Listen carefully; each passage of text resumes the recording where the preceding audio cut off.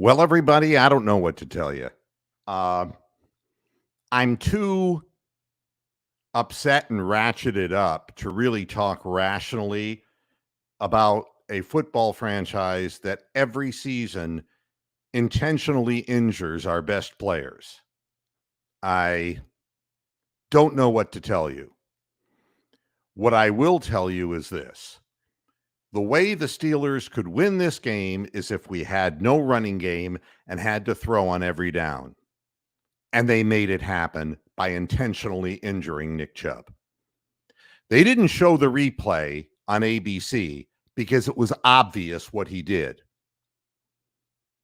Now, again, everything from Joe Buck saying, it's great to see the Steelers doing what they should be doing, injuring people. Face masks on Watson ignored, penalties on us.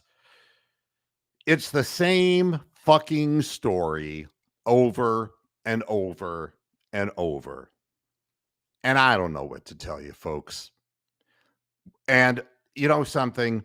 If I read one more fan getting down on Deshaun Watson because he doesn't look fired up enough or whatever the story is, you try having to throw on every down when the other team knows that you're going to throw on every down and can bring their pass rush in and just wreak havoc. One dimensionality. When Chubb was in the game, we were moving the ball and we would have scored more points. This I guarantee you. There is no quarterback in the NFL who can do what you're asking Deshaun Watson to do. I think you're all bigots who are complaining about him. And that's the honest to God truth, because there ain't no quarterback who can do that.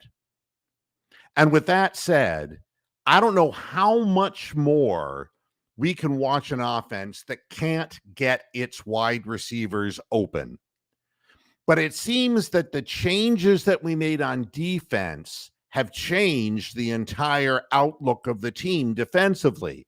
But it's one person who's standing in the way of progress on the offense, and he's the head coach of the team. It doesn't matter who the quarterback is. You don't seem to understand. If the receivers aren't open, you have to eat the ball and get hammered. How excited would you look if you look down the goddamn field and nobody's open? Where is Donovan Peoples-Jones? Now, I know where Elijah Moore is. He almost got his foot down the one time, which was a good try. The other time he caught the pass, but it was too close to the sideline and he couldn't keep his feet in. Where is Donovan Peoples-Jones? Is he just taking a vacation? And I know they're not putting extra men on him to stop him, so we shouldn't even go there. How are the plays being designed that consistently can't get wide receivers open? And you think it's a new offensive scheme. It's authored by the same guy who insists on calling all the plays. And the audibilizing that we have our $250 million quarterback doing is choosing from one player or another. So Stefanski picks two plays and both of them are terrible.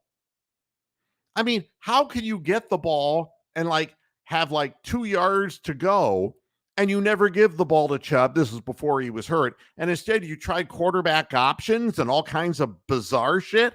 That's Kevin Stefanski. I don't know what to say. And there's nothing to audible into because you have no running game now. And I'm not going to sit here and rip on Ford because the guy carried the ball all of 12, 14 times last year. He has no experience. We were caught bare ass. We don't have a running back behind Nick Chubb. And now this happens. So the Steelers got exactly what they want. They turn the Browns into a one-dimensional passing team because they have no running game now. And there ain't no quarterback who is going to survive DeJuan Jones trying to stop TJ Watt when everybody on the Steelers knows that we're going to pass the football. There's going to be no time. They're getting more pressure on Deshaun Watson than we are on Kenny Pickett. And the Browns defense did fine for the most part. It looked like a busted coverage on Pickens, and he ran it in all the way. But there's always a way to win a game, always a way to lose a game. And then there's the Steelers game in which it just keep going back in time. You know, they injured all of our best players every single time. They always have a hitman on the field, and that's what Minkah Fitzpatrick's job was. Oh, he was on the floor and people were praying near him. Give me a fucking break. Where is he? How come we haven't heard about Minkah Fitzpatrick's injury? Why were they praying over him? Well, the answer is he did what he had to do to get his team to win. He assaulted somebody and ruined their career. I hope everybody in the NFL's happy.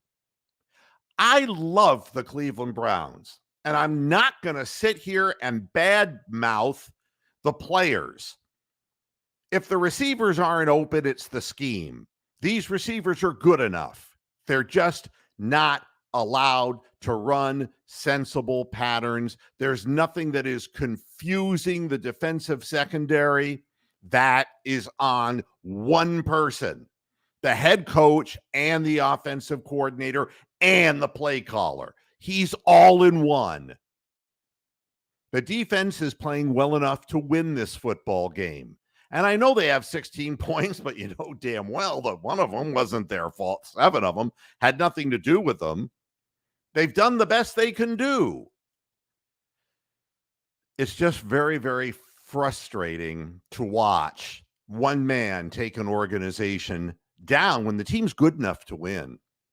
And now what the future looks like for us is very, very dim, because without Chubb, we have to just, roam the scrap heap for a running back. And it's not going to be anything that's going to allow us to run the football.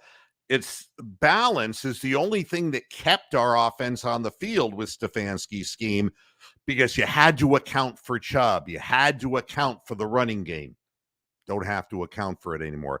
Every team who's watching this game, and they all are because it's a nationally televised game, they know Cleveland will never run the ball. So you tell me what's going to happen. Sign Hunt. Hunt's lost a step. Nobody wants him because he's slow. Can't get the. You're seeing Najee Harris. You want that? No, thank you. It is really a difficult time watching this. I'm not even going to get into the statistics. I'm not going to get into strategies. Mike Tomlin got his assailant to do the job that he always gets his guys to do. And we should injure TJ Watt. That would be the logical thing to do. But you know something? This game's brutal.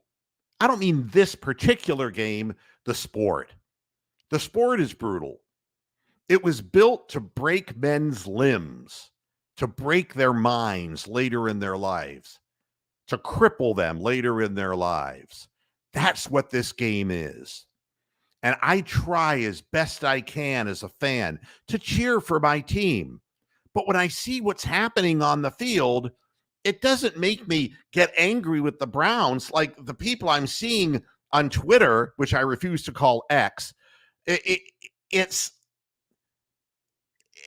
just horrific to see the fans who are supposedly Browns fans just criticizing Watson and criticizing the team, and the constant negativity.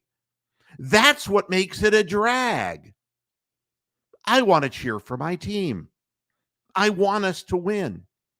I'm not loading up my tweets with all negativity. I'm making comments as the game goes on. Why face mask calls on our quarterback are being ignored. Why that happens. How in the hell they can, challenge a play. I thought you could challenge certain plays and not other plays. They weren't saying the ball was fumbled. I mean, the league did that.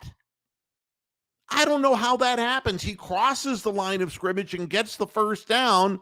And the next thing you know, well, the ball's out, but Deshaun Watson recovered it.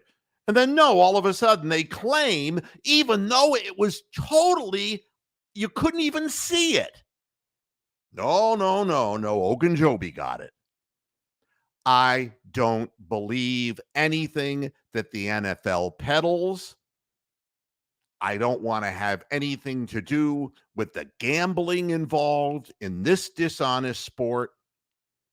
And it's just hurtful that a guy like Nick Chubb, who works so hard, this is the same knee that was reconstructed at Georgia, and this could be the end of a man's career, all because Minkah Fitzpatrick dove headfirst into the side of his extended knee and intentionally injured him. So what do you want me to do? You want me to analyze this? I got nothing to analyze. A hell of a 55-yard field goal. I don't know why the ball's carrying so far in Acrisure Stadium, but all these kickoffs are going all the way to the back of the end zone. And Hopkins, to be very honest with you, has had a 50% career from 50 yards plus. And, he boomed that one through. I was very surprised, pleasantly so. It's 16-14, but you just get the feeling that we just don't have the balance that we need. And if you want Deshaun Watson to give up his life and limb, to lose his memory and end up with Alzheimer's disease, you keep cheering for it, Bucky. Me, I just want my team to win. I want them to try to do the best they can. That's all I want. There's going to be no post-game show today because it's too late, but tomorrow I'll be doing a podcast. And it's, I got to get back and watch the second half of the game. And if you were looking for something more analytical, I'm sorry about that, but that's the only analysis I have for you, is that the team can't win one-dimensionally. And to expect them and to expect Deshaun Watson to pull a rabbit out of a hat when everybody knows what he's going to do before he does it, impossible.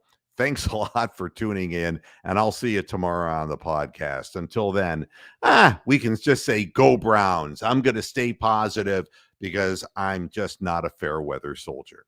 Take care. I'll see you tomorrow. Bye-bye.